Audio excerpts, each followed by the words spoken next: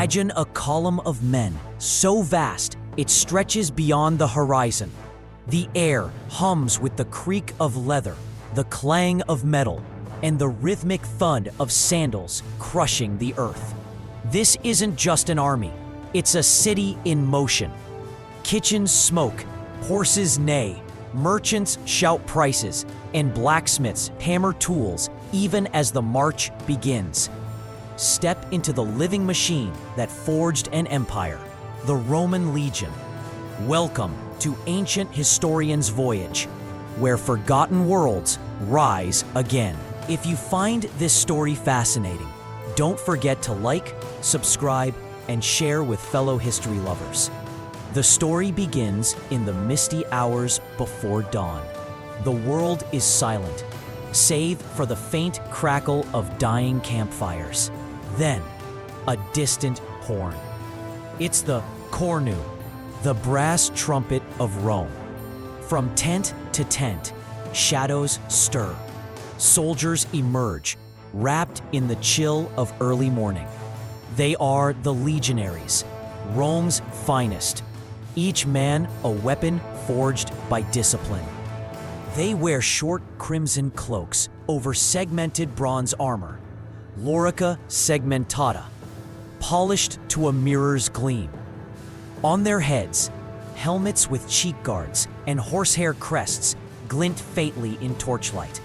At their belts hang the gladius, a short stabbing sword, and across their backs, the great curved scutum shield. Their faces are weathered, their eyes calm, men who have seen battle and lived to march again. The camp bursts into motion. Leather tents collapse with practiced rhythm. Cooking pots are packed, weapons checked, sandals tightened. Each man carries his world on his back. 30 kilograms of steel, wood, food, and tools. There are no wagons for personal gear. Every soldier bears his own burden. They are called Marius mules, named after the consul who taught Rome that endurance wins wars. Above them, stars fade. By the time the eastern horizon blushes with dawn, the speculatores, Rome's elite scouts, are already miles ahead, their horses galloping silently through valleys and forests.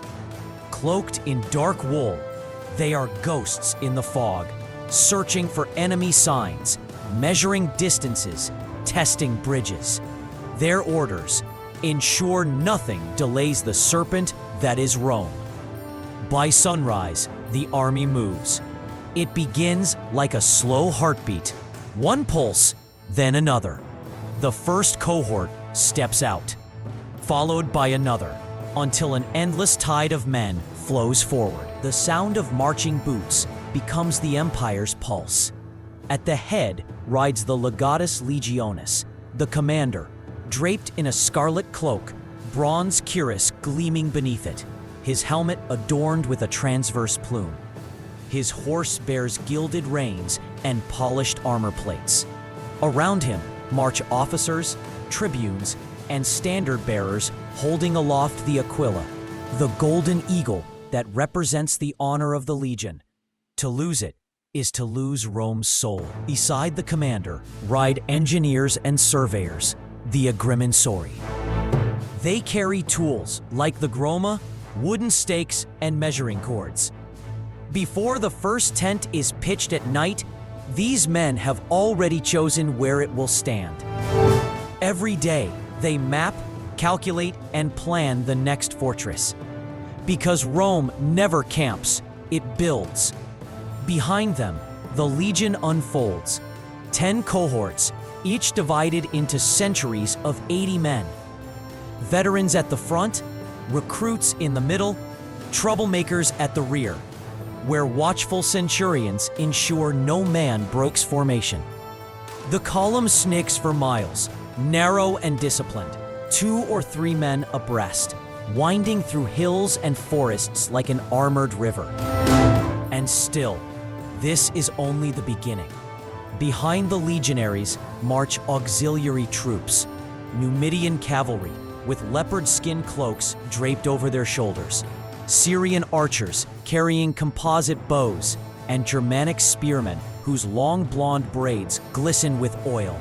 They are not Romans by birth, but they fight for the empire, for pay, for land, for the promise of citizenship. Then comes the heartbeat of the legion's survival, the impedimenta, the baggage train. Hundreds of carts creak under the weight of barrels, siege tools, tents, grain, and weapons.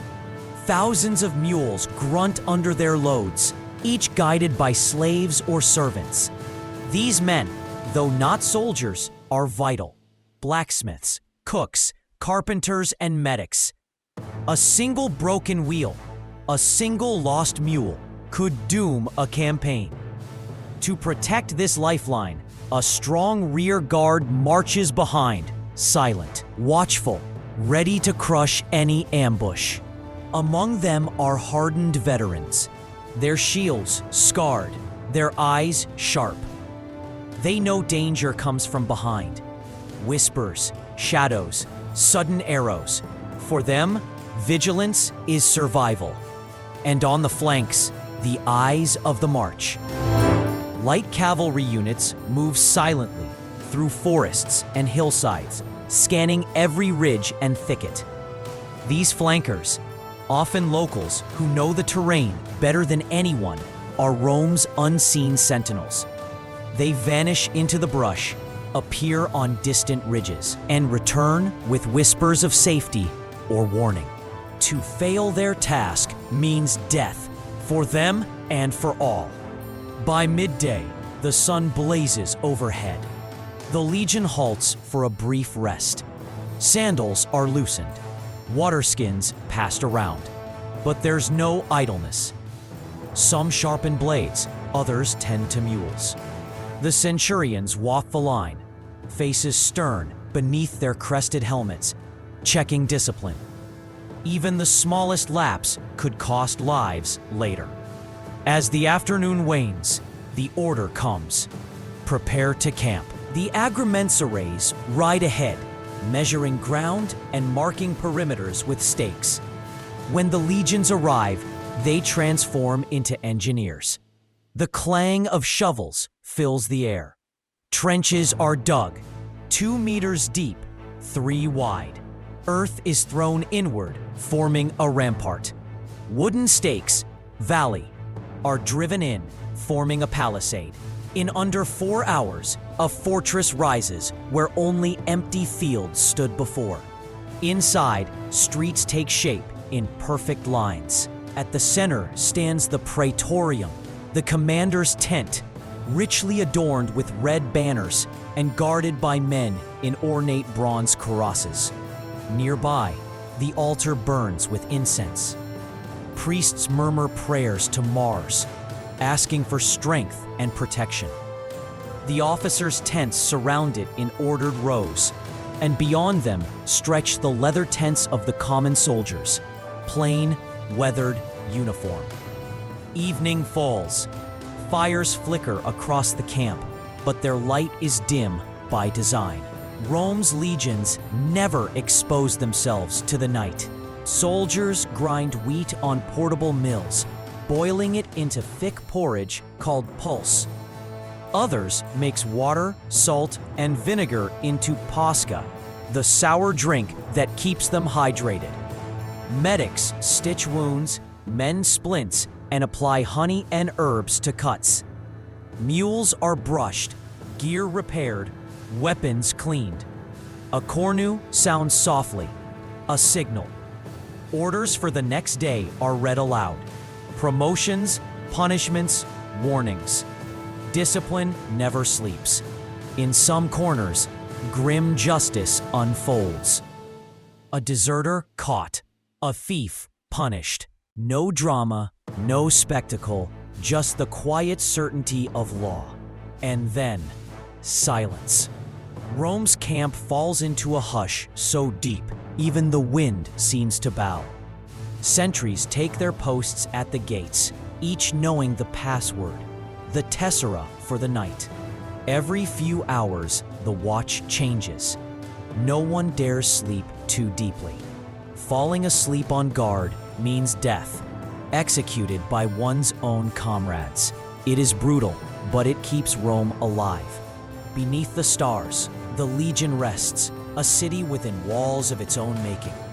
Every shield stacked neatly, every sword within reach.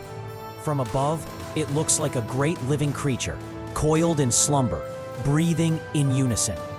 Tomorrow, it will rise again, to march, to conquer, to build another fortress before night falls. The Roman legion was more than an army. It was a system, a perfect balance of discipline, engineering, and ruthless order. It could transform wilderness into civilization and chaos into empire. Each man was a cog in a vast, unstoppable machine, and together, they carried the weight of Rome itself. And so we ask, could you have marched with them? Could you have endured the dust, the weight, the endless miles under armor and sun? For the men of the Roman legions, it was not just duty, it was destiny. Thank you for traveling through time with ancient historians Voyage. Until we meet again.